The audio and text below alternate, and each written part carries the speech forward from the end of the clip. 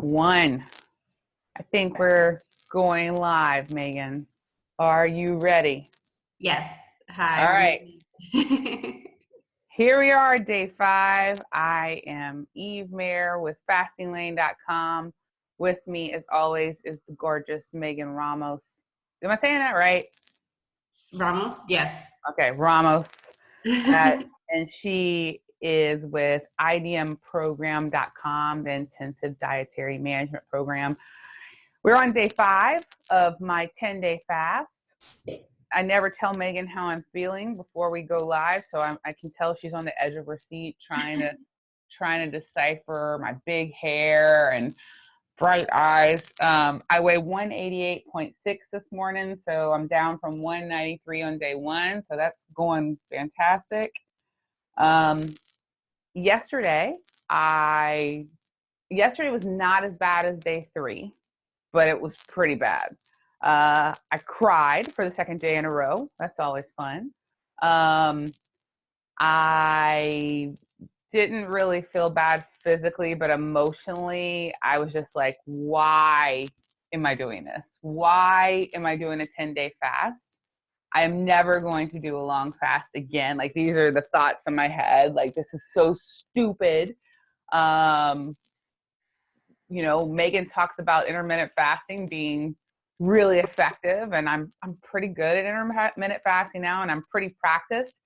And I think as I continue to heal myself physically and mentally, I just get these feelings of grandeur that I could do anything, that I could fast for a month, that I could fast for 10 days.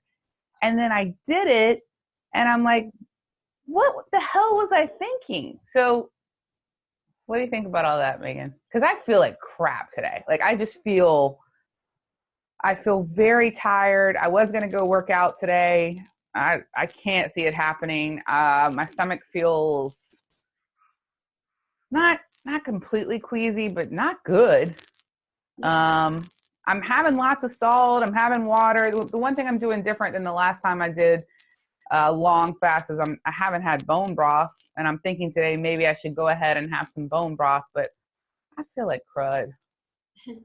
So there's a lot to chat about, and the first thing is women can have these emotional roller coasters more than men when they're doing a longer fast, or even when they're new to intermittent fasting and they're losing a lot of body weight in a short period of time.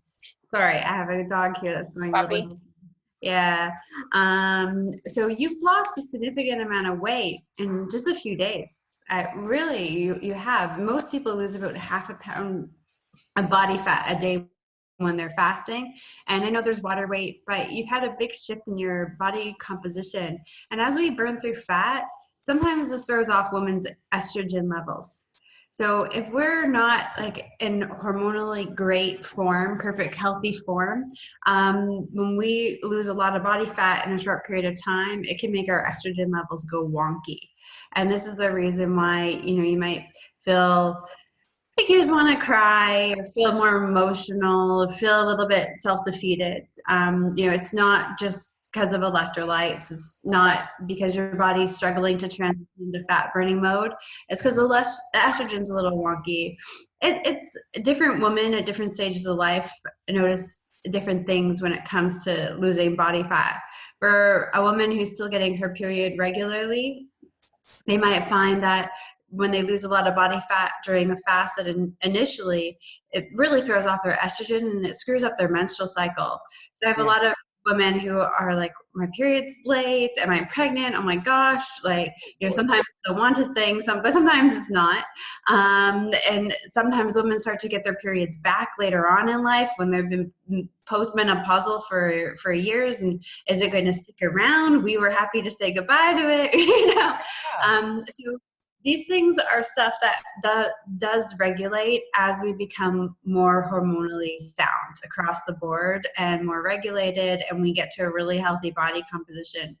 The more body fat that you have to burn, the longer you're going to see these little fluctuations, especially when you do larger chunks of fasting. Now, of course, with intermittent fasting, your weight loss is a lot slower.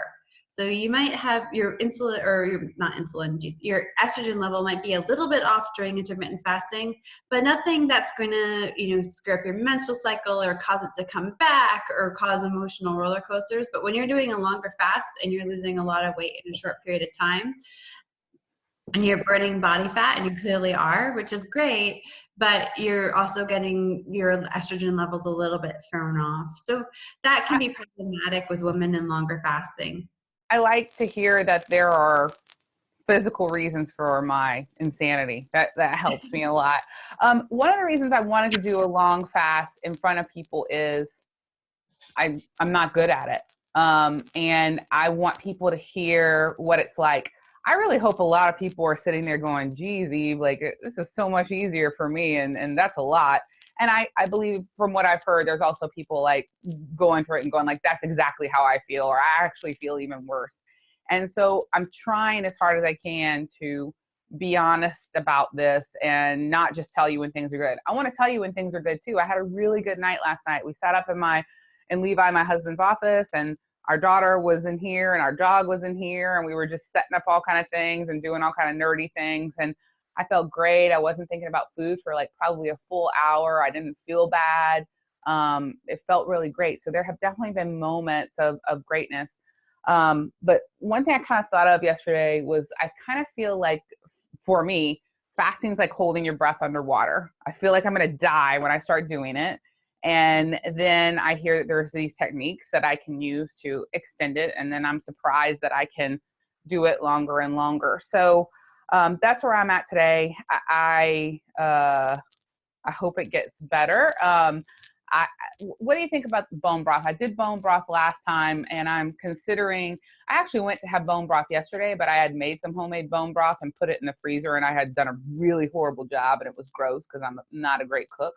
And the batch I had made before was amazing, so I decided not to. But if I'm feeling slightly nauseous sometimes, even with the salt, even with everything else, is it maybe a good time to look at having some bone broth? I think it would be great to have bone broth because bone broth is rich in all kinds of electrolytes and minerals. And you probably did lose quite a bit of water getting ready to get into this fast, after the holidays, cutting the carbs back a little bit. Yeah. And you could be a little bit depleted across the board. It's best to not try to supplement with strange supplements that you've never tried before, your doctor hasn't recommended you take for medical reasons, like potassium, for example. Yeah. A great variety in good amounts, not without overdoing it throughout bone broth. So you might find today you want to take 3 or 4 cups of bone broth, and Okay. that's fine. I'll give you a boost. Another thing also I like to recommend, especially to women and when they're losing a lot of body fat too, is magnesium. I tried that one time and it made me feel really nauseous. So I still have it, but I think what I switched to, because I think it was you that taught me about soaking in the Epsom salts, that you can get it that way. So is that okay, or what should I do? Absolutely. So the best way to get you can get magnesium in 2 forms. One that absorbs through your skin, and one that you have to take like a supplement form orally. The one that goes through on your skin, we call it topical application of magnesium. That is so much more effective. So it's much more effective to take an Epsom salt bath, or, if you don't have a bathtub. I sympathize. I didn't have a bathtub for the last 2 years, these fancy showers, but I didn't have a bathtub. So as soon as my bathtub in my home was clean, I took an Epsom salt bath. But what I did the last 2 years, I just got a bucket. Like it doesn't have to be one of those fancy foot massaging things, but just a bucket from the dollar store, and just water in it and Epsom salts, and just sit there and watch Your Young and the Restless, or watch on TV, and that's enough to And you actually just have. put your feet in it. Yeah. Oh, okay. I like these inexpensive solutions. That's beautiful. All right, Megan, are you ready for the speed round of the day? Yeah. Apparently our speed round was very popular. So here we go. Okay. Megan will have 30 seconds to impart her knowledge for each of these questions. Here we go. These are questions from our viewers, Megan. How do you deal with taking metformin and reducing it during a fast? So this is something that you're going to have to ask your doctor. Now, one thing that I can say is metformin is not a medication that is likely going to cause hypoglycemia.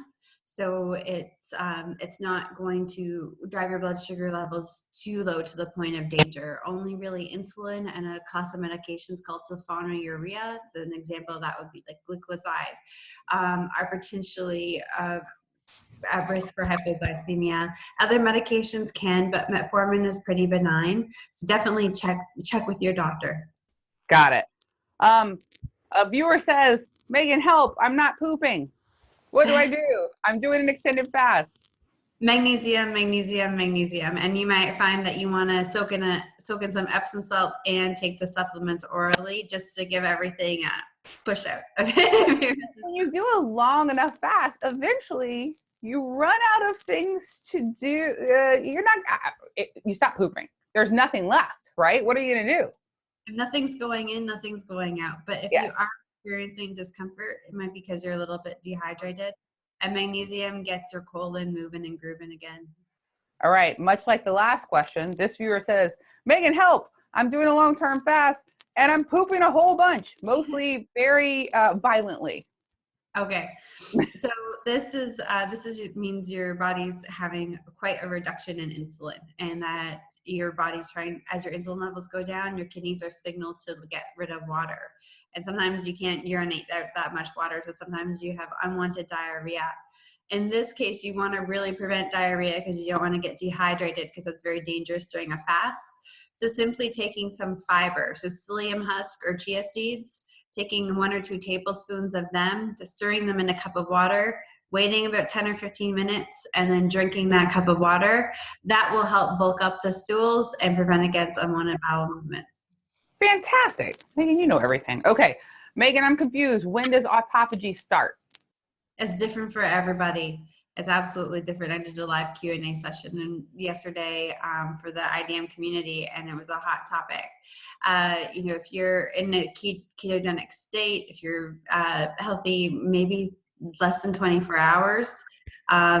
There's no easy way to measure autophagy in humans. It's not something I can do at my clinic, or I don't even know if you can do it in the city of Toronto. And we have one of the best medical schools in the entire world. Autophagy is a very new science. Preliminary data shows that most people, sort of regardless of their diet, enter into autophagy around 36 hours, between 24 and 36 hours. Got it. Thank you. Megan, why am I not losing weight while I'm doing this extended fast? Maybe you're not hydrating enough, and that's important. Sometimes people say, well, I'm drinking enough water, but are you taking any other electrolytes? Are you having bone broth or pickle juice? Are you adding a pinch or 2 of salt to your water? So what happens is people drink so much water, they flush their system of electrolytes.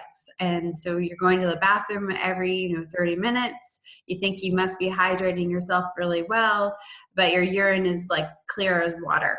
And you're flushing your system of electrolytes. So if you over drink water, you can actually become dehydrated. Drinking too much is actually a little bit more dangerous than not drinking enough, because you can really sort of deplete yourselves of electrolytes. In that case, when that gets low, we actually start to retain water, and that's usually the cause for weight gain or no weight loss during a fast, is water retention from drinking too much and urinating out all your electrolytes. So I would sort of mix in broth 2 or 3 times throughout the day for the remainder of the fast, and just to see if you can replenish your electrolytes. And then that way you'd be drinking less water too throughout the day, and then you should start to see that water loss occur. Thank you. Megan, I struggle to fast during my time of the month. Do you have any tips? Pardon? Megan, I struggle to fast during my time of the month. Do you have any tips? It can be really tough when you're hormonally wonky. I should say. I want to eat everything. Yeah, and theoretically, you should, with our hormone cycles based on sort of the standard North American diet and how that screws us up in the long run. Eventually, it will become very easy, just as easy to fast during your menstrual cycle as not. During these times, you might want to add a little bit of fat, some MCT oil. Fat really helps with women in regulating their hormones. So usually during the fast, you sort of want to avoid putting anything in your tea or coffee. But during that time of the month, maybe adding a little bit of heavy cream, maybe adding some butter, MCT oil, coconut oil to your tea or coffee, or just taking a straight spoonful of MCT oil. I did that yesterday twice. Oh, really? And Yeah, it sounds water. horrible. It's like thick water. It's got no. Oh God, no. Okay. All right. No, I'm not gonna try it. Go ahead, Megan. Sorry.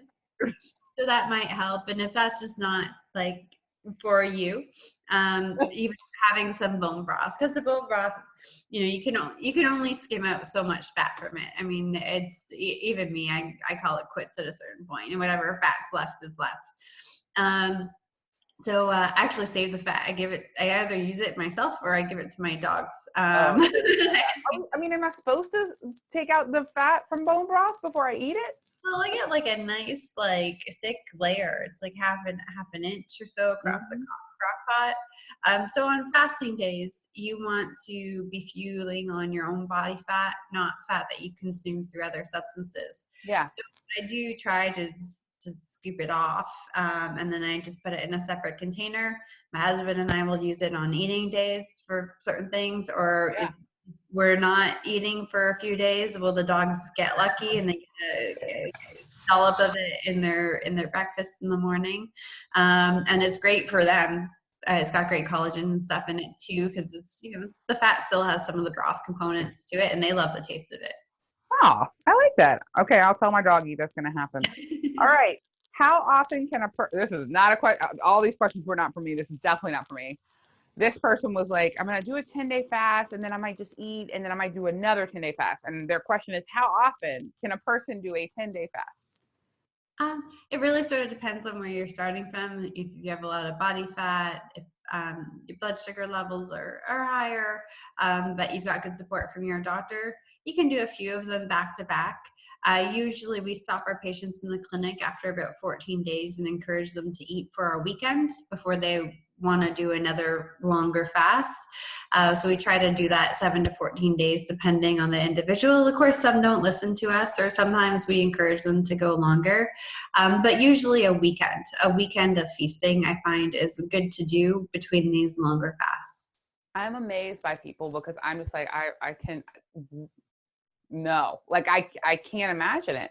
I think I'm coming from maybe I'm coming from a much more addicted place to food, a much more psychologically dependent place on food. And honestly, I love seeing people have experiences where they're not dealing with that, because I'm super happy for them and it's encouraging to watch. And maybe in a few years I'll be closer to that. But when I was crying yesterday and talking to my husband, I had some realizations about where I've come this past year. And he reminded me, I actually said something incorrectly on one of the videos. I said I've been starting to fast since April of 2017. It's April of 2018. I've only been fasting since April of 2018. So I'm sorry that I said the wrong year. But I realized, like, the first time I did an extended fast, I didn't have salt. I cried every day. I didn't know what I was doing. I had stevia every single day, multiple times. And somehow I got through it, but it was not pretty for anybody, especially my family. And this time, and I remember like dreaming of carby foods, even though I'd been keto and fat adapted for 4 or 5 months. This time I dream about meat. I just think of like big plates of delicious brisket and fatty meat, and like cake and things like that aren't like things I don't eat that a lot. I did at Christmas. Like, I threw down at Christmas, but I'm not craving that. And I'm a whole different person now a year later, where like 2 meals a day sounds perfectly reasonable from a person who was doing 6 meals a day to 8 meals a day. Like, the fact that sounds reasonable, when I think about, God, I wish this fast was over so I could pig out and eat 2 meals a day, is crazy. And the fact that I started CrossFit, which is hilarious, last week, and I have always hated working out, and now like I sort of kind of don't hate it. That's you with me? Yeah, like I kind of don't hate it, and I'm amazed that I can do some of the things. Now, I am by far the worst in the class. Like, it's horrible and embarrassing, but I don't care, you know? So I need to, as I struggle through this situation, take a look at where I was a year ago. And I hope that everybody is taking a look at where they were, even if they fasted for 12 hours for the first time, or whatever step that you're taking forward. I hope you're realizing it, because I don't know about you, but I tend to beat myself up about what I'm not accomplishing and then just forget about how I've just repaired 24 years of obesity, and now I'm overweight. I love being overweight. Like, I feel incredible. I wear dresses that are insanely too tight, and I'm aware of it, and I know what I'm doing, and it feels amazing. So I'm going to get through this 10-day fast, mostly because of the incredible Obesity Code Network Facebook group and the people in it, and because of my family and because of you, Megan. And I was talking this morning about my husband, who Levi has been, answering questions in the group as we do these calls and doing all the technological stuff to set this up. And I'm so grateful to have somebody who fasts with me, who cooks, who takes my daughter out to eat, so I don't have to do any of those things. I realize how lucky I am. And I hope that you have that partner or that best friend or that mom or that dad or that neighbor that supports you. If not, try to find that person. And if you can't, keep leaning on this group, this Obesity Code Network Facebook group, because I think the support, I don't know how I would be doing this without that. Do you want to know something funny? So Yeah, tell me. So I right now I'm sort of in a position where I'm training other doctors how to do this, but this is a recent shift. So myself and my team, we do these sessions like this, usually with about 3 or 4 individuals in 1 hour time slots. Yeah. And sometimes people just don't have that support with their friends, with their family, with their spouse, or they were just in really isolated circumstances because maybe work has them, in Lincoln, Nebraska, and all of their families in like Portland, Oregon, and they're just really isolated. So these 2 women that were former clients of mine, they each, due to their own circumstances, didn't have that support within their community. So one of the reasons why they wanted to join the IDM program was to have that community. And so they met during a few of my groups, and then they found each other. They recognized each other on the Obesity Code Network.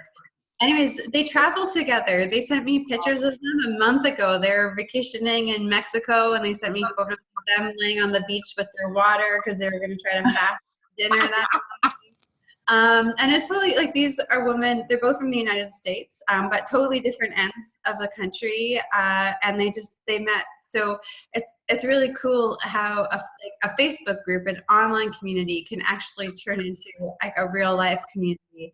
It's really cool. Last Christmas, not 2018, 2017, my husband's his mother lives in Orlando. I found my husband in California, but he's originally from Orlando.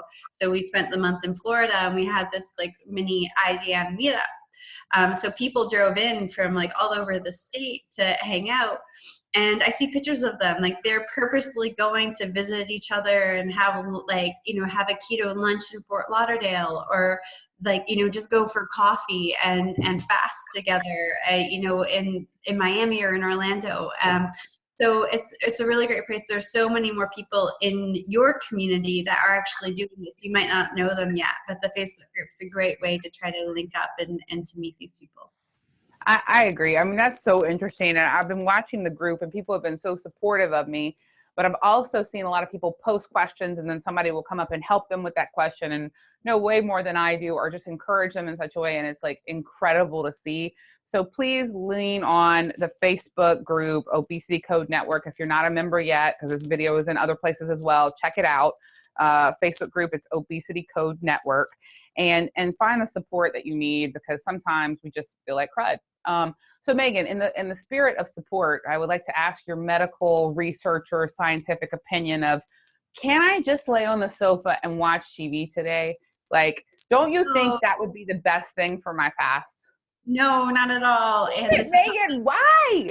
I've been sitting on the edge of my seat being like, oh, hold up, I got to add one more thing today, because when you said you didn't think you were going to go to the gym, one of the best things you can do to make yourself feel better during a fast is to move. Like you don't have to go to your weightlifting gym and, you know, try to like deadlift more weight than you've ever deadlifted before, but going to a yoga class, going for a walk, like, Oh, and I just, hate yoga. I can't, I'm not a peaceful I, person, Megan. I hate yoga too. Oh, I'm okay, good. a Canadian version I of yoga. admire people who can do it, but I'm just like, this is too peaceful. My mind can't focus. I'm not, I can't do it. Okay, so let me ask you this. I'm going with Luna, my daughter, Luna, who is having her first CrossFit beginner lesson today. And my initial plan was to do that with her. And then I feel cruddy.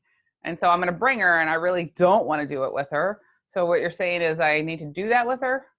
So you should do something.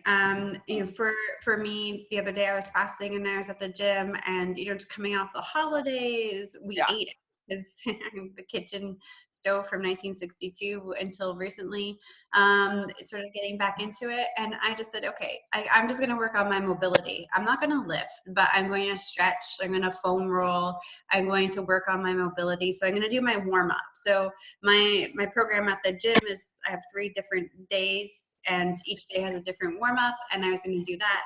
But I'll actually show you because I'm in my Show me. office. I'm sorry for the light, but see Oh, this look at little that. so I actually have this trampoline in my office. I work from home half the time, and the other half the time I'm in the clinic, and half the time too I'm on the road.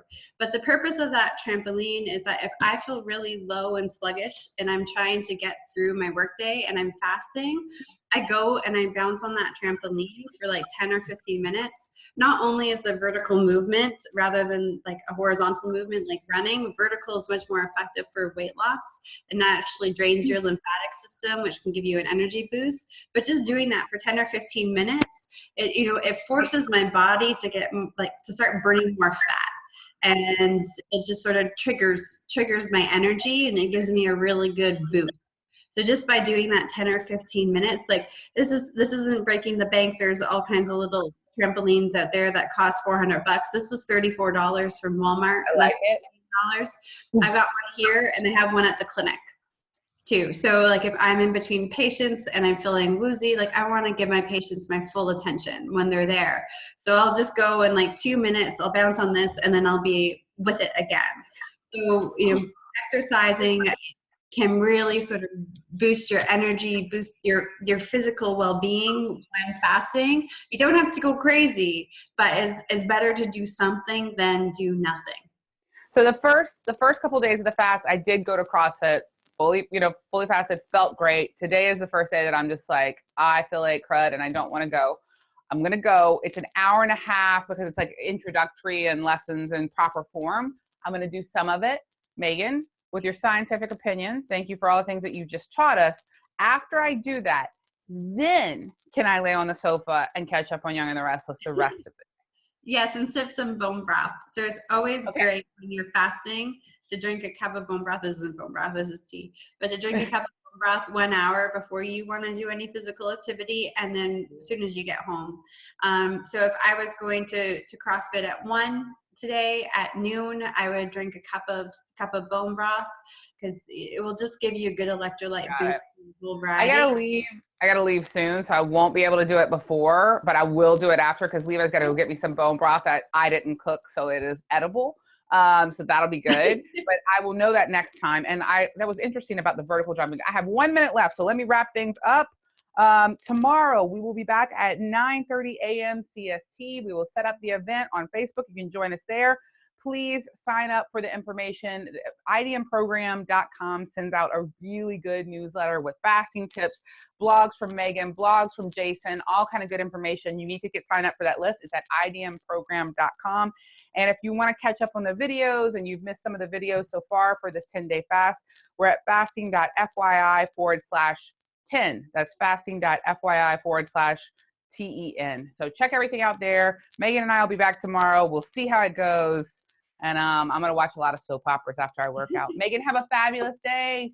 Thank you. Happy fasting, everybody. Bye. Bye.